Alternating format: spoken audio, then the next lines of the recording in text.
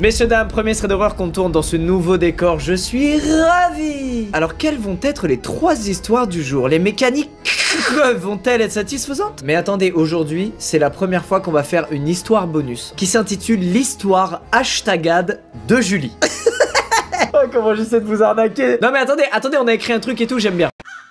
Pas mal, merci Julie, on passe à la première vraie histoire. Et attendez, avant qu'on commence, j'ai vu qu'il y a plein de gens qui regardent les threads d'horreur en couple, qui prennent ça comme un prétexte pour se coller à leur amoureux ou amoureuse. Collez-vous, prenez-vous dans les bras, que de l'amour, ça me fait plaisir. On commence tout de suite avec la première histoire qui est celle de Alix. L'histoire se passe quand Alix avait encore 14 ans. Faut savoir qu'Alix est l'aîné de la famille, et donc comme tous les aînés parmi vous, vous le savez, on vous a déjà demandé de garder le petit frère ou la petite sœur. Et ben à l'époque, Alix, on lui a demandé de garder ses 3 petits cousins. Ça fait beaucoup de responsabilités pour un ado de 14 ans. Sa tante et son oncle lui demandent de faire la babysitter parce qu'ils se rendent à un mariage. Ils vont donc passer la journée à plus d'1 heure de la maison et rentrer très tard. Mais alors où est donc cette maison? Elle est en Pennsylvanie, c'est une grande maison familiale qui est sur un flanc de montagne, au milieu de rien, vraiment de rien. Et la route principale la plus proche, donc une route assez fréquemment empruntée, est à 1 km de la maison. Bon, en gros, vous l'aurez compris, on parle vraiment d'une maison bien isolée. Tu te retrouves pas proche de cette maison accidentellement, c'est pas possible. Bref, avant de partir, sa tante et son oncle lui laissent de l'argent pour commander des pizzas. Ils lui laissent aussi leur numéro de téléphone portable à côté de la ligne fixe du téléphone de la maison. Parce que oui, ça se passe au début des années 2000, donc Alix n'a absolument pas de portable et elle dit que même si elle en avait eu un, vu l'endroit où est la maison, elle aurait probablement pas eu de réseau du tout. Bref, il est 20 h, le bébé de 1 an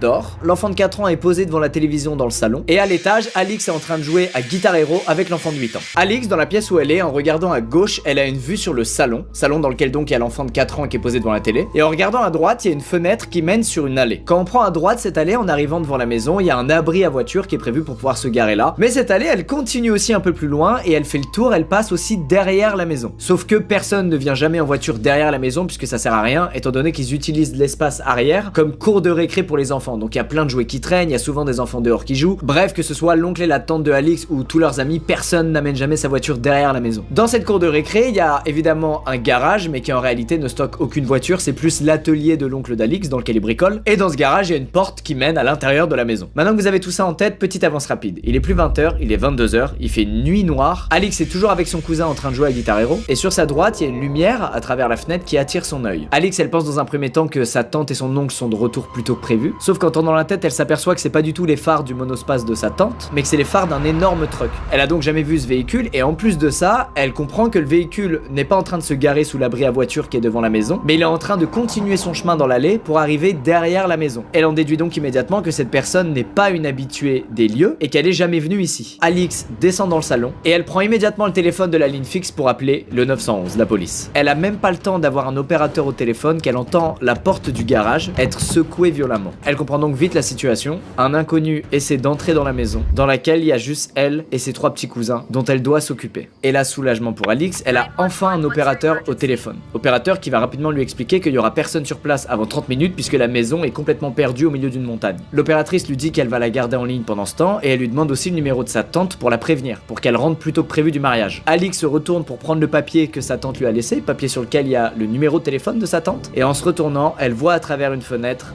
un homme. Et cet homme, il est en train de lui sourire, comme si la situation l'amusait. Alix, elle est complètement terrorisée, et avant même qu'elle puisse dire quoi que ce soit à l'opérateur, il y a Jake, son petit cousin, qui regarde l'inconnu dehors en disant « Monsieur Jim ?» Jake, il dit ça d'une voix confuse, comme s'il était ni content ni soulagé de voir Monsieur Jim. Et en voyant la réaction bizarre de Jake, Alix, elle regarde l'inconnu et elle lui explique qu'elle est au téléphone avec la police et qu'ils sont déjà en route. L'inconnu regarde Alix droit dans les yeux, il fronce les sourcils et il prend quelques secondes à lui, comme pour réfléchir de ce qu'il allait faire. Et finalement, il recule et il disparaît dans l'obscurité. Quelques minutes plus tard, Alix voit les phares du camion se rallumer et elle le voit partir et descendre l'allée.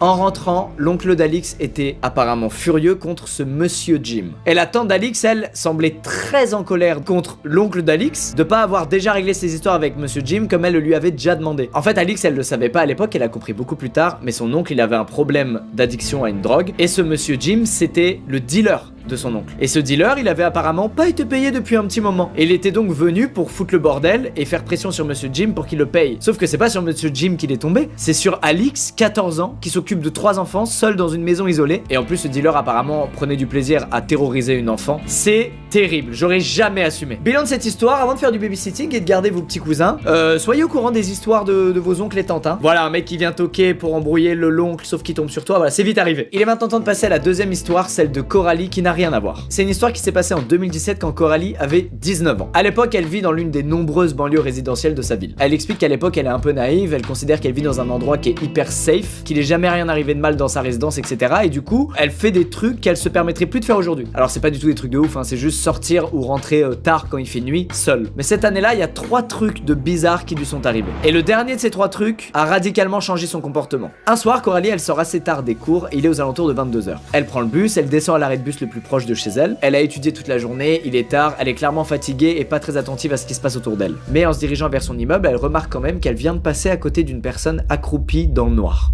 Évidemment, ça l'a un peu fait bader, elle a pas pris le temps de s'arrêter, elle s'en fout, chacun sa merde. Et puis un peu plus tard, quand elle s'apprête à se coucher, elle entend des bruits de bagarre qui viennent de l'extérieur. Coraline, elle habite au 2e étage, donc elle se dirige vers sa fenêtre pour l'ouvrir et demander si tout va bien. Et le temps qu'elle l'ouvre, il y a plus un bruit à l'extérieur. Bon, Coralie, elle va clairement pas descendre et aller dans la rue voir si tout va bien. Elle envoie juste un message au propriétaire de son appart pour le prévenir de ce qui vient de se passer, de ce qu'elle a entendu. Et puis elle va se coucher. Et là, il va rien se passer pendant plusieurs semaines. Mais un soir, il est tard, Coralie part de chez elle pour aller faire des courses avant que ça ferme. Et sur le retour du chemin des courses, en marchant vers son immeuble, elle voit de nouveau quelqu'un accroupi, cette fois près d'un buisson, près de son bâtiment. Et cette fois, cette personne accroupie, elle est face à Coralie et elle la regarde. Coralie, face à ça, elle sait pas trop quoi faire et elle fait naïvement un signe de main. Et la personne qui la regarde, elle, ne réagit absolument pas à ce signe de main. Coralie se dirige vers son bâtiment, elle passe à quelques mètres de cette personne et puis elle arrive à rentrer chez elle dans son appartement et tout va bien. En fait, dans ce genre de situation, c'est très compliqué de réaliser qu'il se passe un truc anormal et alarmant. T'es très souvent dans le méga déni. Tu continues à faire ta vie, tu fais comme si ça existait pas et là, c'est exactement ce que Coralie, elle fait. Elle envoie donc une nouvelle fois un message à son propriétaire pour lui dire hey, au fait, j'ai revu la personne que j'ai vue il y a 4 semaines qui était immobile accroupie. Et son propriétaire lui répond qu'il a reçu plusieurs messages d'autres locataires qui lui ont signalé la même chose. À partir de là, 3 mois passent sans qu'elle retombe sur cette personne. Jusqu'au 3e incident qui, cette fois, n'a pas laissé Coralie indifférente. Ce soir-là, Coralie, elle est chez elle avec son mec et ils viennent de s'embrouiller. Son mec est saoulé, il décide de rentrer chez lui et Coralie se voit mal le laisser rentrer chez lui seul. Comme il habite pas très loin, elle décide de le raccompagner chez lui à pied. Et sur le chemin du retour, quand Coralie est seule, elle tombe une nouvelle fois sur cette fameuse silhouette, qui est cette fois non pas accroupie dans un buisson, mais debout sous le réverbère au milieu de la route. Sauf que là, Coralie, pour rentrer chez elle, elle doit vraiment passer à côté de lui, et elle le sent pas du tout. Du coup, elle s'est cachée derrière un arbre, en attendant qu'il dégage. Et là, les minutes passent, mais le mec ne bouge pas. Il reste là, debout au milieu de la route, à regarder au loin. Elle arrive pas du tout à comprendre ce qu'il veut, parce que c'est incompréhensible, quelqu'un qui est immobile, au milieu d'une route sous un lampadaire, enfin,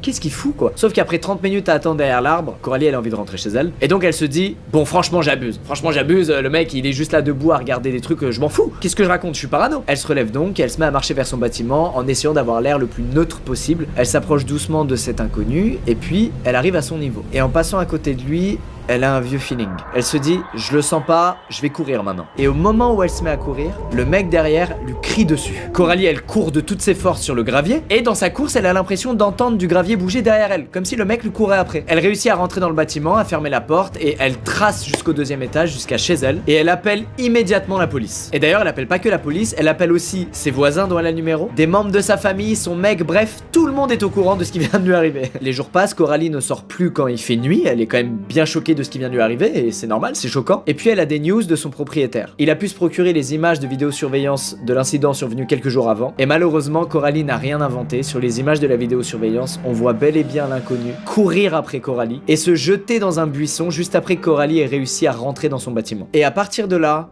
plus aucune nouvelle. Coralie n'a plus jamais revu cette personne. Elle a jamais su ce qu'il foutait accroupi dans des buissons ou debout au milieu de la route dans son quartier tard le soir. Elle sait juste qu'aucun voisin ne l'a jamais revu depuis cet incident et qu'elle désormais elle évite de sortir ou de rentrer quand il fait nuit. Quoi qu'il en soit, si vous voyez des gens rôder bizarre dans votre quartier, être immobile, être chelou, faites-vous confiance, ce n'est pas normal. Voilà, prenez soin de vous, la sécurité avant tout, ça me fait bader. Maintenant je vais vous raconter l'histoire de Josh. C'est une histoire qui s'est passée il y a quelques années. Josh à cette époque est chez lui avec son chien et avec le recul à chaque fois qu'il repense à cette histoire, il se dit qu'est-ce que c'était que ce bordel. Ce jour-là, il est 23h, il fait nuit dehors et Josh il est posé devant sa télé avec son chien à côté de lui, le genre de soirée qu'on adore, et il entend une voiture devant sa maison couper son moteur. Josh prend pas la peine de se lever, il se dit que c'est probablement son voisin d'en face qui vient de rentrer du travail, mais son chien n'est pas du même avis et lui il décide d'aller voir par la fenêtre qui vient de couper le moteur de sa voiture. En allant voir par la fenêtre, le chien abîme un peu le store de Josh, ce qui force Josh à se lever et à aller auprès de sa fenêtre pour le remettre en place. Et en arrivant près de sa fenêtre, Josh il voit qu'à l'extérieur il y a bel et bien une voiture qui est garée devant chez lui. Il distingue pas trop de détails, mais il voit que le conducteur est encore assis dans la voiture et ça l'interpelle pas plus que ça quoi. Les gens font leur vie, c'est un quartier, il y a du passage, bon il s'en fout. Il se sert un petit verre d'eau et il retourne se poser devant la télé à regarder sa série. Et là, 15 minutes après qu'il ait réparé son store et vu la voiture garée devant chez lui, Josh il entend quelqu'un tapoter à sa porte. Il précise, il entend pas toquer, il entend tapoter, c'est genre très léger. Josh met en pause sa série pour mieux entendre et son chien, lui, va s'asseoir devant la porte d'entrée. Et c'est là qu'il entend tapoter cette fois non pas à la porte d'entrée, mais à sa fenêtre. Josh se lève, il va écarter 2 lamelles de son store pour voir qui est à la fenêtre, et avant même qu'il ait le temps de distinguer le visage de cette personne, elle retourne tapoter à la porte d'entrée. Et cette fois, le tapotement, il va durer plusieurs dizaines de secondes. Et comme il attend pas de visite et que c'est pas du tout le genre de sa famille ou de ses amis de lui faire des surprises et de débarquer chez lui, il comprend que là, il se passe un truc bizarre. Du coup, il fait un move très malin, il ouvre ni la fenêtre ni sa porte d'entrée, il monte à l'étage de chez lui, et il ouvre la fenêtre à l'étage. Il voit donc l'inconnu, qui est en bas de chez lui, et il lui dit « Bonjour, vous voulez quoi ?» Et ce mec lui répond que c'est le livreur de la pizza, qu'il a sa margarita et qu'il lui doit 20 $. Et là, Josh, il se sent méga con. Et immédiatement, il se dit, putain, mais en fait, le mec a tapoté parce qu'il est 23 h et il voulait pas faire trop de bruit pour les voisins, c'est tout. Par contre, Josh n'a pas commandé de pizza. Et il le fait savoir. Il dit au gars, mec, je suis désolé, mais j'ai pas commandé de pizza. Mais le livreur check son téléphone et lui dit, écoute, mec, je suis bel et bien à la bonne adresse. Je fais juste mon taf, descends et ouvre la porte. Sauf que même s'il fait sombre sur le palier de Josh, Josh voit bien que dans ses mains, il a rien, le mec. Et là, l'échange va durer un petit moment et Josh n'en démord pas et lui dit, frérot, je n'ai pas commandé de pizza, soit t'as la mauvaise adresse, soit tu t'inventes une vie et tu n'es pas livreur de pizza. Et là, malgré tout ce que Josh va pouvoir dire à ce mec va pas arrêter de lui dire, allez, descends, ouvre-moi la porte, donne-moi ce que tu me dois et prends ta pizza s'il te plaît. À tel point qu'au bout d'un moment, le voisin de Josh, celui qui habite en face, donc de l'autre côté de la voiture garée, sort de chez lui pour voir ce qui se passe parce qu'il entend du bruit depuis plusieurs minutes. Et en voyant ça, le livreur de pizza fantôme, immédiatement, retourne à la voiture, la démarre et se casse. Et c'est la fin de l'histoire de Josh. Encore à ce jour, Josh, il comprend pas ce qui s'est passé ce soir-là. Que voulait ce gars? Est-ce que le gars était peut-être dans une phase où il était complètement déséquilibré, il pensait vraiment qu'il venait livrer une pizza? Est-ce qu'il avait une stratégie malsaine derrière? Il fait genre que c'est un livreur et en fait, il rentre chez toi et il fait je sais pas quoi? Josh n'a aucune réponse, voilà. Il raconte juste ça en mode, les gars, il m'est arrivé ça. C'est quoi cette merde? Merci, au revoir. Est-ce que c'est bon pour vous ce genre de rencontre? Ce genre d'interaction sociale avec d'autres humains? Est-ce qu'elles vous plaisent ces interactions? Portez-vous bien, j'espère que ça vous a plu, j'espère que vous étiez bien dans l'ambiance avec le décor, moi je suis très content, je trouve que ça met encore plus dans l'ambiance. Et puis à très vite, gros bisous les squeezos. Hop là, ça fait un mois qu'on n'a pas vu le décor. 3 histoires d'horreur aujourd'hui, j'ai la voix un petit peu granuleuse. Est-ce un problème? On va devoir faire avec, cette question n'a aucun intérêt. J'avais adoré les 3 histoires de la dernière fois parce que les personnes qui étaient menaçantes, on en apprenait plus sur elles à la fin de l'histoire. On savait qui elles étaient, pourquoi elles étaient là, etc. C'était vraiment chouette. Et devinez quoi, aujourd'hui ce sera aussi le cas. Elles sont vraiment pas mal, rassurez-vous, tout le monde va bien. Comme d'habitude, je me permettrai pas de raconter une histoire où la personne finit mal à la fin. Mais encore une fois, elles ont été confrontées à des personnes dont on n'aimerait pas croiser le chemin. Pop. Juste avant de passer aux 3 histoires, vous le savez, des fois je vous fais des petites recommandations de films ou de séries d'horreur, et ben aujourd'hui, je pèse dans le game puisque c'est ma première recommandation sponsorisée. Hashtag. Je vais vous parler de la série Zem, une série d'horreur dispo sur Prime Video. L'histoire de Zem se passe en 1953 pendant la grande migration afro-américaine. On parle d'un mouvement qui a conduit 6 millions d'afro-américains du sud des États-Unis vers le Midwest, le nord-est et l'ouest du pays. Pourquoi? Parce qu'ils fuyaient le racisme du sud des États-Unis en espérant trouver du travail dans les grandes villes industrielles. La série met en scène une famille, les Emery, une famille qui cache quelques secrets, mais je vais pas vous spoil. Ils quittent la Caroline du Nord pour rejoindre un quartier résidentiel entièrement blanc de Los Angeles. Vous savez, les quartiers typiquement américains là, avec les petites maisons alignées, leurs jardins où tout a l'air parfait.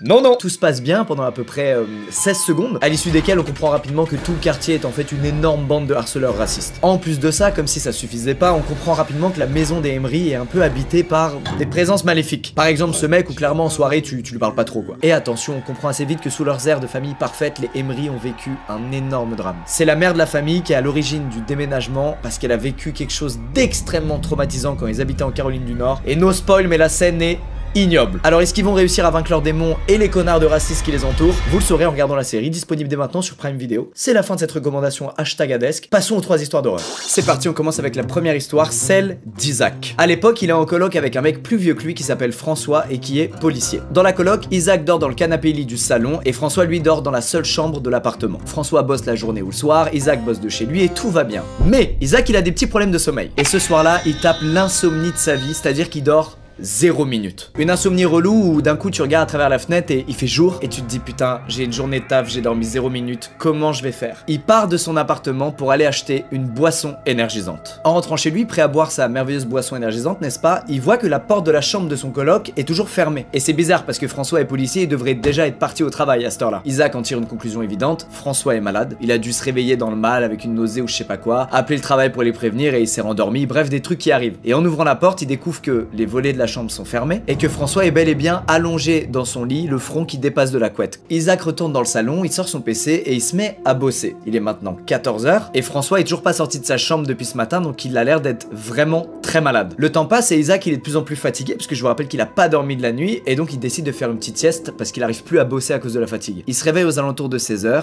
il regarde en direction de la chambre de François et la porte est toujours fermée. Le temps passe, les heures passent, il est maintenant 22 h. Isaac est complètement KO à cause de la nuit blanche qui vient de passer et il décide d'aller prendre des news de François. Mais au moment où il se lève du canapé pour aller vers la chambre, quelqu'un frappe à la porte d'entrée. Isaac s'approche de la porte et arrivé devant la porte, il entend quelqu'un mettre des clés dans la serrure. Isaac il est figé devant la porte, il comprend pas, il se dit mais attends, qui est en train de rentrer dans l'appart là? La serrure se déverrouille et Isaac se retrouve face à François. Là évidemment gros blanc, François regarde Isaac en lui disant bah qu'est-ce que t'as frérot? Ça va? Ça fait 2 jours. Là Isaac réalise un truc très relou, il y a 2 jours, François lui avait dit qu'il allait partir en week-end avec des amis. Sauf que c'est très rare que François prenne des vacances et Isaac il a oublié cette info. Il prend François par le bras, il se précipite hors de l'appart et il lui dit mec, qui est dans ton lit? François il prend très au sérieux l'histoire et malgré le fait qu'il ait pas son arme de service, il fonce dans l'appart. Isaac lui il reste sur le palier, il a du mal à réaliser ce qui se passe mais quand même il prend son téléphone et il appelle la police. La police lui explique qu'ils arrivent dans 10 minutes et lui demande de rester sur le palier avec François maintenant que de toute façon ils sont hors de danger puisqu'ils ont enfermé l'inconnu dans leur appart. Mais cette instruction elle arrive un peu tard parce que François il est déjà dans l'appart à ce moment là. Du coup après avoir raccroché, Isaac il se dit est-ce que François va bien ou est-ce qu'il est en train de se frapper avec le mec du lit? Qu'est-ce qui se passe là-bas? Il rentre dans l'appartement, il va dans la chambre et là il découvre François qui vient d'assommer le mec qui dort avec la canette de boisson énergisante achetée le matin même par Isaac suite à son insomnie. Il a le visage creusé, des cernes énormes, il fait crade, bref c'est un mec pas beau à voir et c'est surtout un mec que ni François ni Isaac ne connaissent. La police arrive donc sur les lieux, elle rentre dans la chambre, elle tombe sur le mec assommé par une canette par François qui leur explique bon voilà il dort dans mon lit, je sais pas qui c'est, paf la canette quoi sur la tête. Ils lui mettent les menottes, ils l'embarquent, tout le monde va bien, y a pas de combat ou quoi, le gars a été assommé hein. Et ben écoutez c'était un mec activement recherché par la police pour vol et agression sexuelle. En fait il est rentré dans l'appart quand Isaac est allé acheter sa canette de boisson énergisante. Comme il pensait que François était dans l'appart, il a pas fermé à clé derrière lui et c'est à ce moment-là que l'inconnu est venu et s'est immiscé dans le lit de François. Du coup si vous allez acheter une canette de boisson énergisante, peut-être vérifier la chambre du coloc avant, un petit coup d'œil. Ça me fait penser à un truc cette histoire, c'est que quand j'étais plus jeune, mon beau-père il fermait tout le temps à clé chez nous la journée. Et ça me saoulait de fou parce que moi je faisais plein de va-et-vient dehors pour voir des potes, des trucs et je lui disais mais pourquoi tu fermes? Et il me disait écoute Lucas on sait jamais. Tu verras quand tu raconteras plein d'histoires flippantes là sur YouTube dans 10-15 ans, tu verras que j'avais raison. Et ben écoute Jean-François, tu avais raison.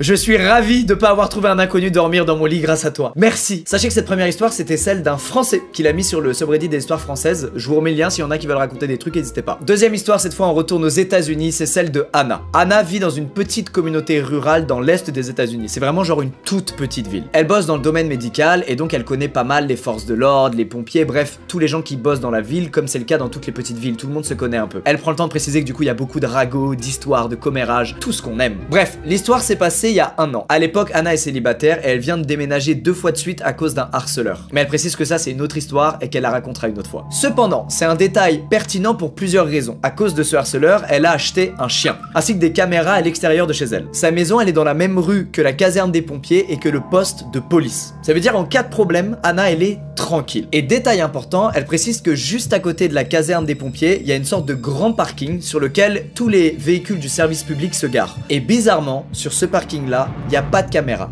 Et ça va être un problème. Ce soir-là, c'est la fête nationale. Donc le quartier, il organise tout un tas de petits événements. Anna sort son chien, elle vit un moment paisible, puisque comme tout le monde est à des fêtes ou chez des voisins, bah y a personne dehors, y a aucun bruit. Mais elle voit au loin en contrebas un gros pick-up blanc traverser la rue. Ça l'affole pas plus que ça, jusqu'à ce qu'elle le voit faire le même chemin en sens inverse 20 secondes plus tard. Et cette fois, il se gare sur le parking des véhicules du service public. Sauf que ce pick-up blanc, c'est clairement pas un véhicule des services publics. Anna, elle précise que c'est plutôt commun que des gens viennent, généralement la nuit, se garer sur ce fameux parking et décharger des trucs et les mettre dans les camions poubelles, la plupart du temps parce que ces gens ne veulent pas aller jusqu'à la décharge qui est beaucoup plus loin. Elle a donc déjà vu ça plusieurs fois, sauf que généralement les gens qui font ça, ce qui sortent de leur véhicule c'est des encombrants, genre des meubles cassés, des chaises de bureau cassées, des trucs gros et chiants. Ce soir-là, ce que le chauffeur récupère à l'arrière de son véhicule, c'est 3 grands sacs poubelles noirs et il les jette un par un dans la trémie du camion poubelle. Il remonte dans son pick-up et il part. Anna, elle a un feeling chelou. Elle se dit mais attends, pourquoi venir illégalement mettre des ordures dans un camion poubelle garé si ce que tu y mets ce sont de simples sacs poubelles que tu pourrais mettre dans n'importe quelle poubelle dans la rue. C'est bizarre, c'est pas commun. Du coup ce soir-là, pour la première fois, elle appelle la police. Quelques minutes plus tard, un officier arrive, elle le rejoint et elle lui explique précisément ce qu'elle a vu, pourquoi elle trouve ça suspect et dans quel camion poubelle l'homme a déposé les sacs poubelles. L'agent se dirige vers le camion poubelle, en arrivant, il prend quelques photos des sacs et puis il met des gants et il demande à Anna de rester en retrait. Le sac s'ouvre, l'agent regarde ce qu'il contient et il devient tout blanc. Il fait 3 pas en arrière et il dit « Merde, il y a un corps découpé dans le sac ».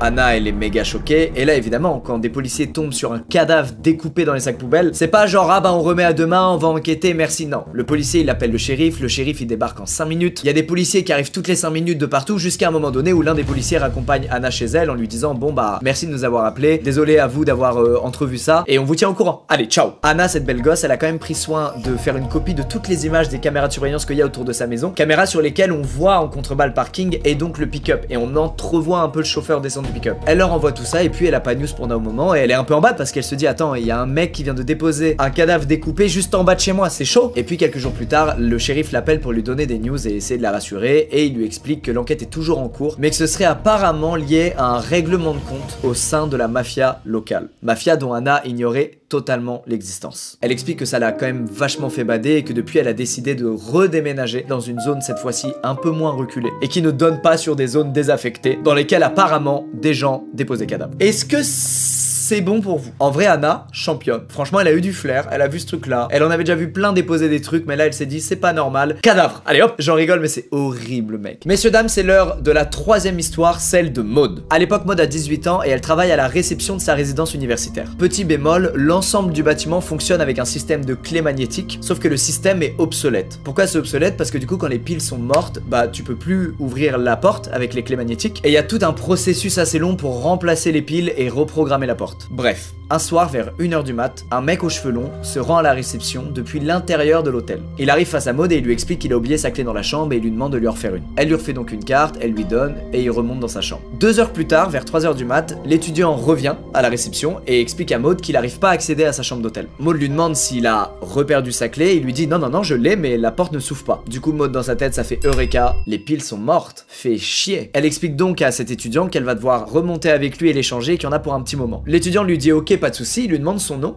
et il lui donne pas le sien en retour. Et c'est con mais généralement quand tu demandes son prénom à quelqu'un c'est pour donner le tien juste après ou vice versa. Et Maud ça la gêne, elle se dit bizarre. Elle arrive devant la chambre de l'étudiant, elle ouvre la porte avec une clé, donc manuellement, un truc qui marche sans le système de pile à la con. Elle rentre dans la chambre et puis elle se met à accéder au panneau de contrôle et à faire ce qu'il faut. Et elle demande à l'étudiant de laisser la porte ouverte. Et l'étudiant lui dit non. C'est bizarre mais Maud ça l'inquiète pas vraiment à ce moment là puisqu'elle a déjà changé pas mal de fois les piles du putain de panneau de contrôle et généralement les étudiants ils aiment pas trop laisser grande ouverte la porte de leur chambre parce qu'ils ont peur que les autres voient ce qu'il y a dans leur chambre etc. Bref. Et puis l'étudiant la regarde au loin et lui dit j'ai un blême avec mon lit aussi, il est cassé. Est-ce que tu peux le réparer s'il te plaît?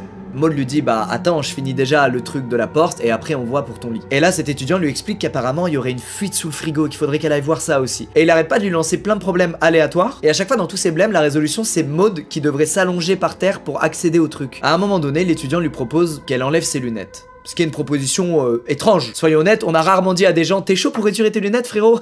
Maud lui répond et lui dit non j'ai besoin de mes lunettes pour voir, vraiment si je les ai pas je vois que dalle. Et c'est là que l'étudiant change complètement de ton. De manière beaucoup plus calme et beaucoup plus flippante, il lui dit Maud c'est bon tu peux les enlever.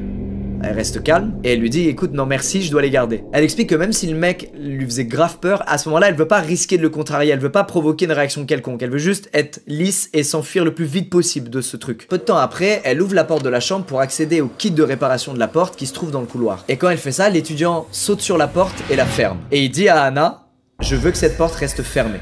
Et pendant qu'elle est dans cette position relou, l'étudiant lui est quasiment collé à elle et lui touche les cheveux. Là c'en est trop pour Maud, elle pousse le mec, elle sort de la chambre et elle lui dit mec tu me touches pas. Et l'étudiant qui tient la porte grande ouverte lui dit non mais c'est bon reviens et s'il te plaît répare le lit parce qu'il y a vraiment un truc qui va pas. Et là elle réalise un truc, il y a rien dans sa chambre d'étudiant. Il y a pas de vaisselle dans la cuisine, il y a pas de rideau de douche dans la salle de bain, il y a pas de drap sur le lit, il y a rien. Et s'il y a rien ça veut juste dire que c'est pas sa chambre. Maud tripote le panneau de contrôle quelques secondes, elle lui dit c'est bon c'est réparé et elle fonce vers l'ascenseur. Arrivée à l'ascenseur elle se rend compte que l'étudiant n'est plus dans sa chambre mais qu'il est dans le couloir et qu'il la regarde en lui criant dessus en lui disant hé c'est pas réparé la porte. À ce moment là Maud attend sortant l'ascenseur. Elle se sent vraiment pas safe, elle est obligée de le confronter et elle fait un move de fou. Elle l'accompagne de nouveau jusqu'à sa chambre, elle ouvre la porte manuellement avec la clé, l'étudiant rentre dans sa chambre et puis elle lui donne la clé en lui disant moi j'ai fait ce que j'ai pu, j'arrive pas, donc demain j'envoie une équipe. Allez, bonne nuit. Et là elle referme la porte et elle dévale les escaliers de l'hôtel jusqu'à la réception. Elle commence à chercher l'historique de la chambre dans l'ordinateur et elle se rend compte que la chambre est censée être vide.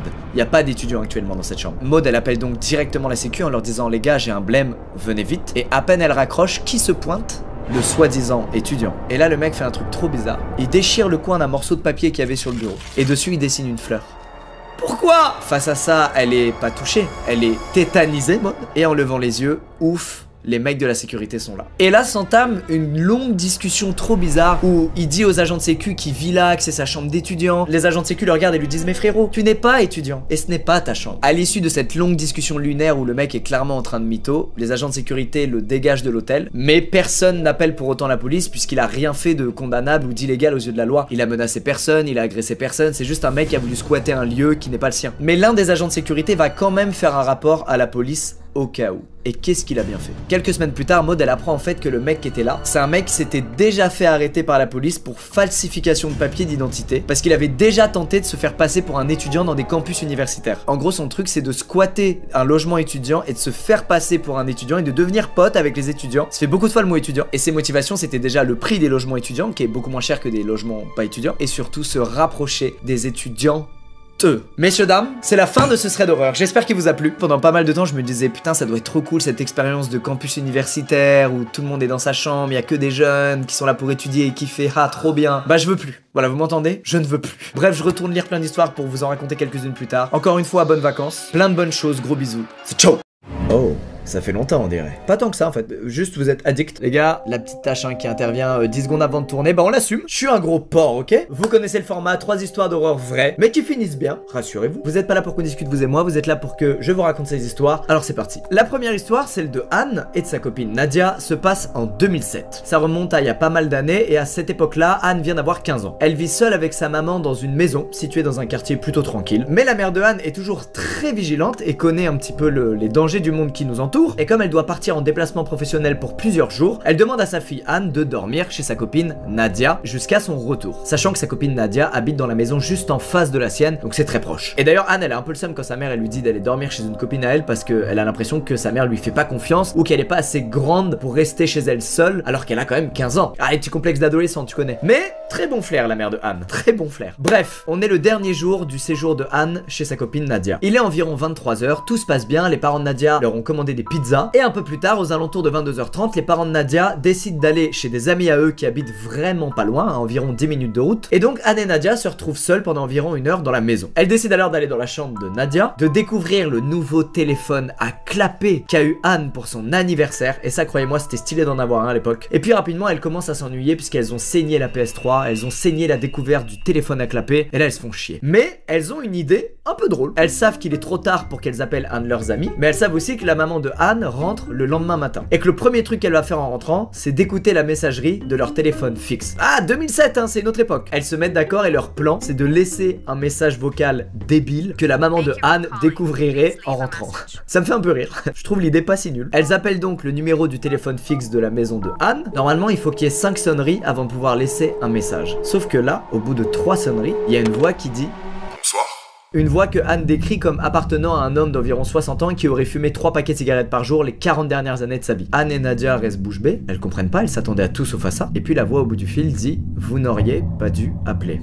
Avant de raccrocher. Anne et Nadia sont en panique. Nadia, évidemment, elle demande à Anne si elle sait qui était au bout du fil, si c'est peut-être le nouveau copain de sa maman, son frère, son oncle. Et puis elles ont évidemment le réflexe de vérifier si elles ont bien appelé le bon numéro de téléphone. Alors elles sortent l'annuaire, elles vérifient, et non, c'est bien le numéro de fixe de Anne. Ce qui veut dire qu'il y a bien en ce moment même, à 23 h passées, un homme dans la maison de Anne et qu'elle n'a aucune idée de qui ça peut être. Rassurez-vous, elles vont prendre la bonne décision, elles vont appeler immédiatement les parents de Nadia pour les prévenir, tout en courant partout dans la maison à vérifier que toutes les portes sont bien verrouillées. Après 15 longues minutes d'attente, les parents de Nadia sont de retour et 20 minutes plus tard, c'est la police qui arrive à son tour dans la maison de Nadia. Elles expliquent aux policiers ce qui vient de se passer et les policiers décident évidemment d'aller enquêter dans la maison de Anne. Et en arrivant devant la maison, surprise, la porte d'entrée est grande ouverte et il n'y a aucun signe d'effraction. Évidemment, ce soir-là, la mère de Anne est rentrée en précipitation et les policiers ont eu beau chercher dans tout le quartier, dans le jardin, autour de la maison, dans la maison, ils n'ont rien trouvé. L'affaire a donc été classée sans suite et Anne et sa maman, malgré leurs faibles moyens financiers à l'époque, ont déménagé rapidement après cette histoire parce que Anne n'arrivait plus à dormir la nuit tellement ça la marquait. Alors l'histoire pourrait s'arrêter là. Sauf que Anne, elle a des souvenirs d'un truc qui s'est passé ce jour-là à l'époque dont elle n'a jamais parlé, ni à sa mère, ni aux policiers, ni à Nadia, sa copine. En fait, à l'époque, ce jour-là, dans l'après-midi, Anne, elle est partie de chez Nadia pour aller chez elle chercher un cahier de dessin qu'elle voulait montrer à Nadia. Elle arrive chez elle, la porte était verrouillée, elle a des verrouilles, elle rentre et là, mauvais feeling. Il y a aucun signe d'effraction, aucun bruit, aucun objet qui n'est pas à sa place habituelle, mais elle a un mauvais feeling. Et elle a tellement un mauvais feeling qu'elle va pas dans sa chambre, elle préfère faire demi-tour et elle part de chez elle directement. Elle saurait pas expliquer pourquoi elle a fait ça ce jour-là, mais elle a vraiment pris peur de fou et à tel point qu'en arrivant chez Nadia, elle avait honte de ce qu'elle venait de faire. Elle a quand même 15 ans et elle se dit putain mais attends, je viens vraiment d'avoir peur parce que je suis seule chez moi, mais je suis qu'une merde. Sauf que non, son instinct avait totalement raison et il y avait très certainement ce mec qui était déjà dans la maison. Et c'est ça qui fait que cette histoire, elle l'a marquée, c'est qu'elle sait que ce jour-là, elle a failli être traumatisée bien plus fort en tombant sur un inconnu nez à nez seul chez elle et elle est persuadée d'avoir bel et bien fermé la porte d'entrée à clé et donc elle sait toujours pas comment ce mec a pu rentrer chez elle. Voilà, morale de l'histoire, ne fermez pas votre porte, ça ne sert à rien, les gens rentrent quand même.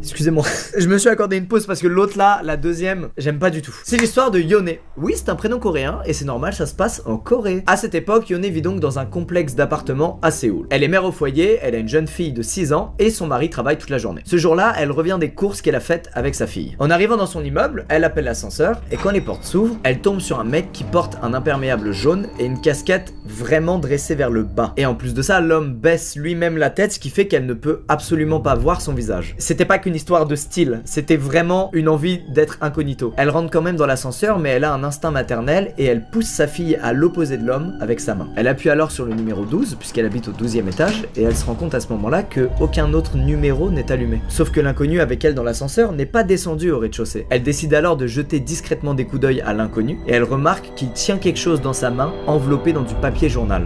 Yone comprend qu'elle est très probablement dans une situation très dangereuse et elle a un réflexe incroyable, elle prend son portable et elle fait semblant d'appeler son mari en faisant croire qu'il est à la maison, donc au 12e étage dans l'appartement. Sauf qu'en réalité, il est pas du tout à l'appartement son mari, il est au travail. Elle dit quand même à haute voix qu'elle est dans l'ascenseur, qu'elle va pas tarder à arriver devant la porte d'entrée et elle lui demande, fictivement, de venir lui ouvrir la porte et de l'aider à rentrer les courses dans l'appartement. Elle fait semblant de raccrocher et quelques secondes plus tard, l'ascenseur arrive enfin au 12e étage. Elle attrape sa fille, elle descend de l'ascenseur et elle marche aussi vite qu'elle peut vers la porte de son appartement. Elle fait donc semblant d'attendre que son mari lui ouvre la porte et du coin de l'œil, elle voit l'inconnu s'arrêter, puis faire demi-tour et retourner vers l'ascenseur. Et elle commence à taper le code pour ouvrir sa porte d'entrée. Problème, quand elle appuie sur le premier chiffre, ça fait un bruit. Et ce bruit, l'inconnu l'entend. Aussitôt, il comprend que personne n'est là pour venir ouvrir à Yone, que depuis le début, elle a totalement feinté la pseudo-présence de son mari dans l'appartement. L'inconnu se retourne et se met à courir vers Yone.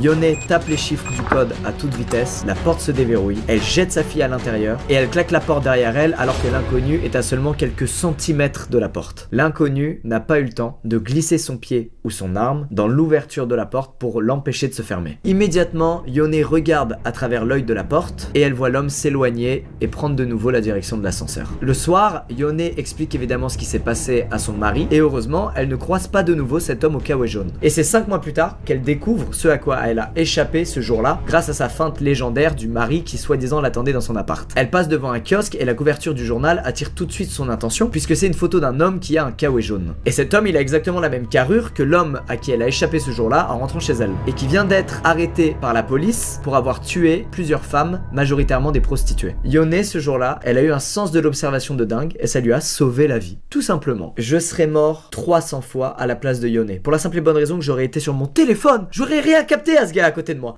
Il m'aurait trucidé.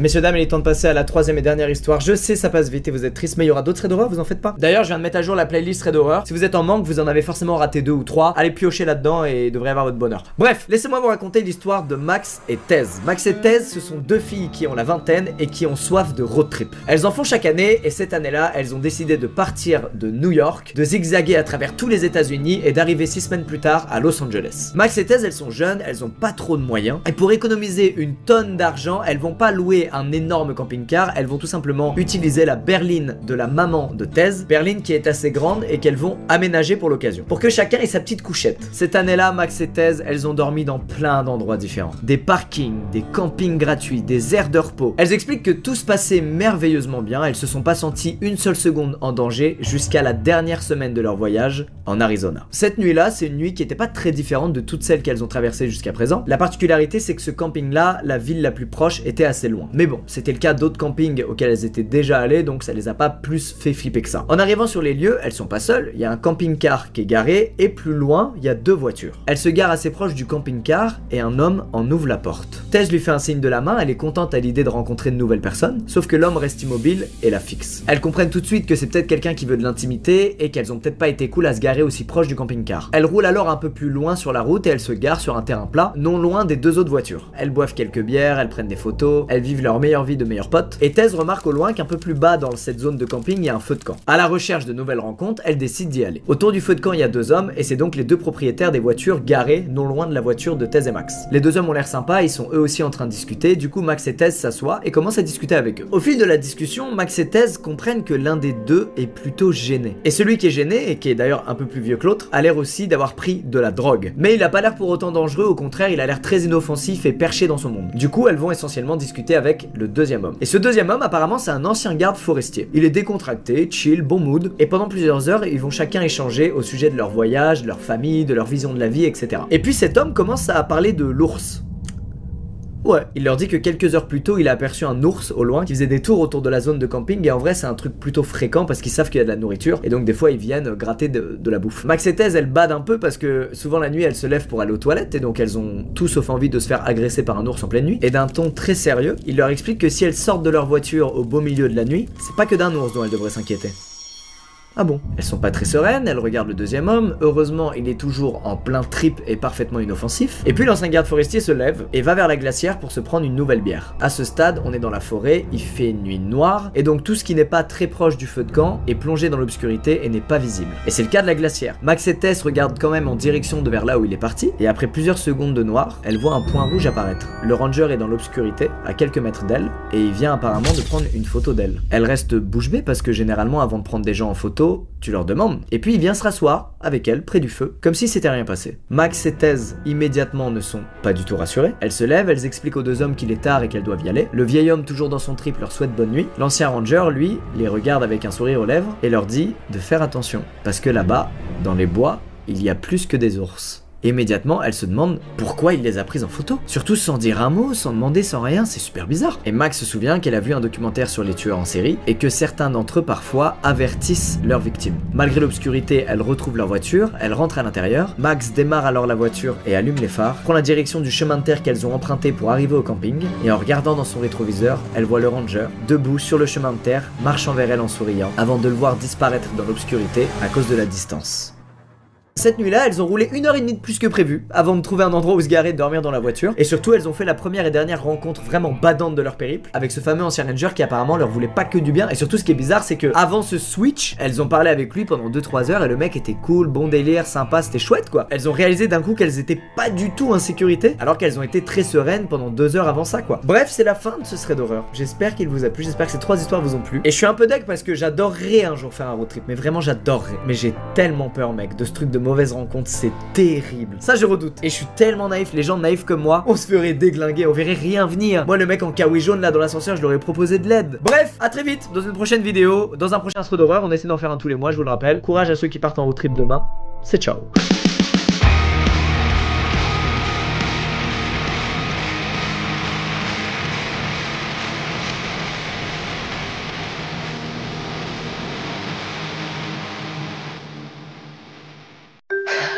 Ah, attendez.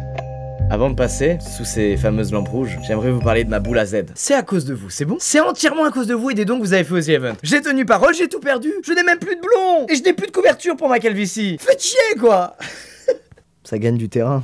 Bon, trêve de plaisanterie.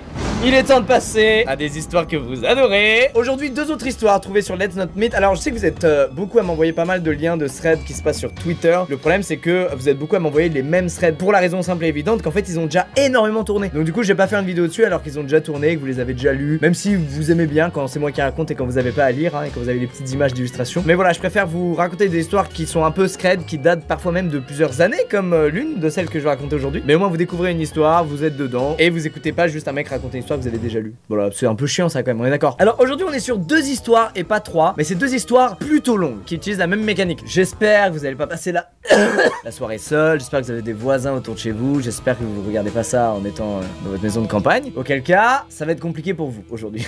Bref, commençons pour la première histoire assez badante, celle de Billy. Billy a emménagé il y a pas très longtemps dans un quartier en construction en Australie. Quartier en construction, ça veut dire qu'il y a des maisons qui ont fini d'être construites mais d'autres qui sont encore en construction. Et parfois vous savez les chantiers sont en pause, etc. Donc bref, il y a des quartiers dans lesquels pendant plusieurs années il y a très peu de maisons en fait par rapport à la taille du quartier. Billy a eu le temps de se balader pendant des semaines dans son quartier avec son chien. Il a un chien qui a son importance dans cette histoire comme à chaque fois. À part sa maison à lui, il y a une seule vraie maison qui a l'air d'être en fin de construction. Et d'après ce qu'il a pu comprendre, Billy, personne n'y habite. Donc il est vraiment tout seul. Petit détail, à quelques centaines de mètres de la maison de Billy se trouvent des champs avec une grande colline. Et les champs et cette colline appartiennent à l'État. Voilà, donc personne n'est autorisé à construire ici et le terrain est même délimité par de grandes barrières qui font tout le tour. En gros, personne n'a le droit d'aller là. Bref, le contexte est posé. Maintenant, passons aux choses bizarres qui commencent 2 mois après que Billy ait emménagé. Il se réveille un matin sous le son d'un violon. Il n'y a pas spécialement prêté attention au début parce qu'il s'est dit tout simplement que ça y est, il avait enfin des voisins et que, souvenez-vous, la maison en construction en face de chez lui avait peut-être enfin reçu ses habitants. Donc Billy, quasiment sûr de lui, check si c'est le cas. Et en poussant le rideau, qu'est-ce qu'il voit? Personne dans la maison d'en face. Ça ne venait pas du tout de là où il y avait de grandes chances qu'il y ait des gens. Sauf que je vous le rappelle, tout le reste c'est des terrains avec que dalle dessus, donc il est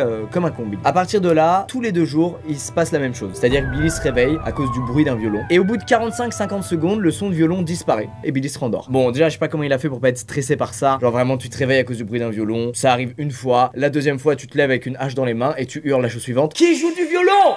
Bon, rassurez-vous, malgré tout, au bout de plusieurs jours, un matin, Billy se réveille une énième fois sous le bruit du violon et il se dit: bon, vas-y, peut-être je vais check quand même par la fenêtre, voir si je vois quelque chose. Et il voit, en haut de la fameuse colline dont je vous ai parlé, entourée par des champs, une silhouette de quelqu'un avec un violon.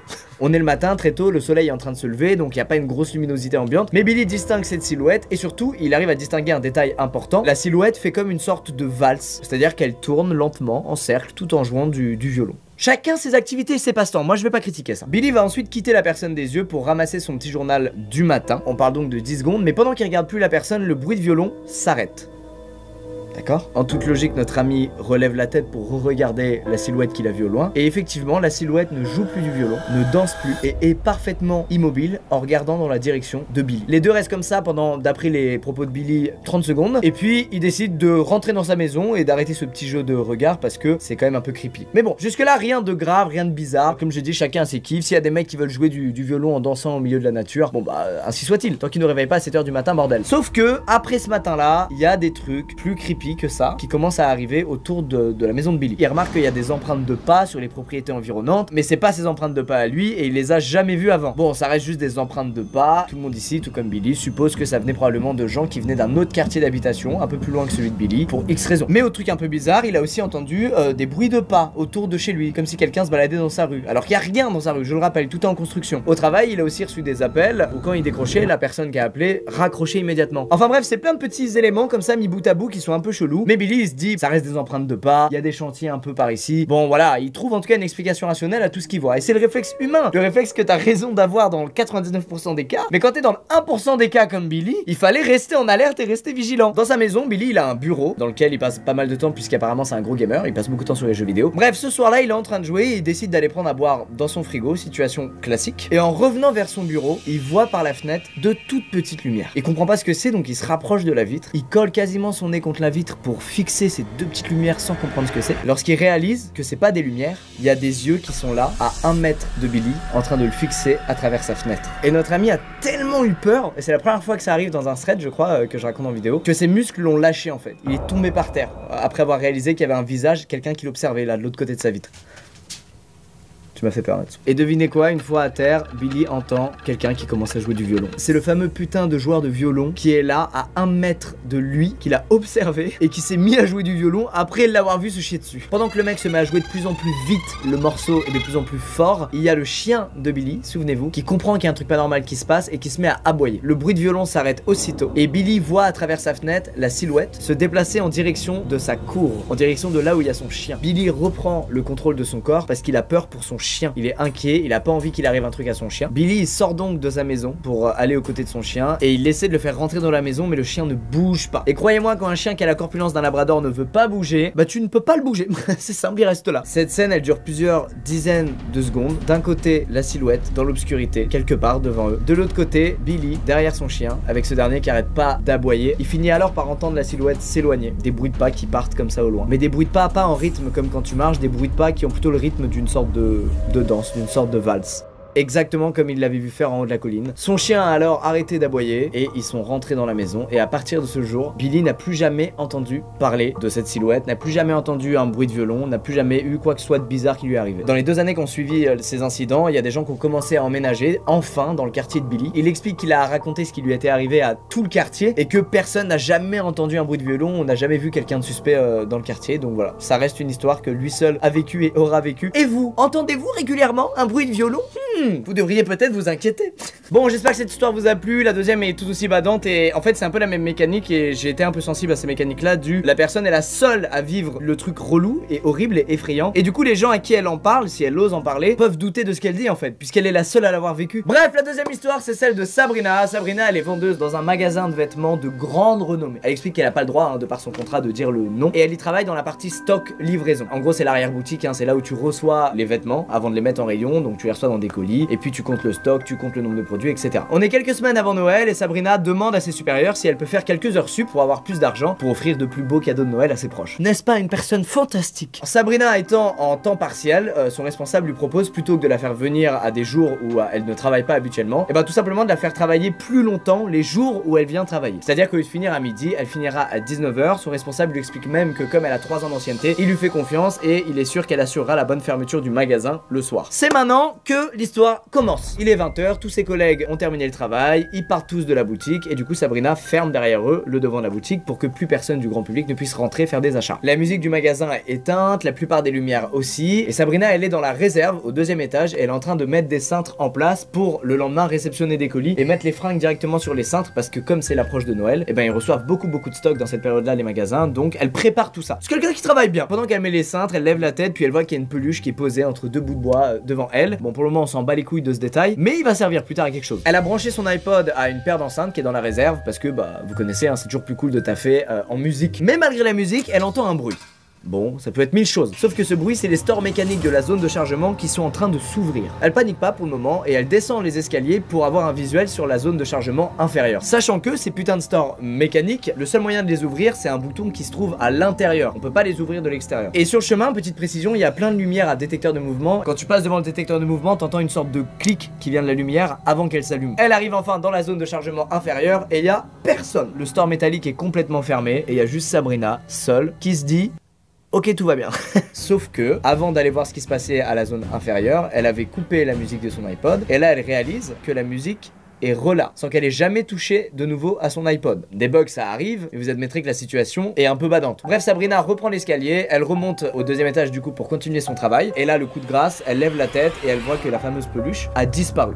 À partir de ce moment, elle a plus de doute, elle sait qu'il y a quelqu'un qui est là. Elle ne sait pas qui, elle ne connaît pas ses intentions, mais elle sait qu'elle est pas seule. Sabrina part alors en courant et se réfugie dans les toilettes pour femmes, non loin de là, et plus particulièrement dans l'une des 4 cabines que contiennent les toilettes pour femmes. À partir de là, Sabrina considère qu'il n'y a plus de danger imminent, qu'elle est seule dans cette pièce, et elle se met alors à réfléchir pour trouver une solution en fait à ce qui lui arrive. Elle essuie son front avec son avant-bras gauche et en tournant la tête, elle a vu un visage par terre revenir en direction de la cabine qui est à côté de la sienne. La personne qui est dans le magasin est rentrée dans les toilettes pour femmes et cette personne vient de checker dans la cabine à côté de la sienne et a donc vu où était Sabrina. Le visage qu'elle a vu correspond à celui d'une personne apparemment vieille, au teint gris et avec beaucoup de rides, qui aurait les dents noires et les lèvres légèrement abîmées puisqu'elle saignait, comme si la personne s'était automutilée. Sachant que l'intrus se trouve dans la cabine à côté de la sienne, elle lui hurle d'aller se faire foutre tout en mettant des gros chassés dans la porte de sa cabine, puis elle prend une grande respiration et elle décide de sortir de la cabine et de tracer de l'autre côté du magasin. Heureusement pour elle, rien ni personne ne s'est interposé dans sa charge vers la sortie du magasin. Elle sort alors la clé du magasin, elle déverrouille la porte et elle explique que c'était pas une tâche facile vu qu'elle était dans un état de panique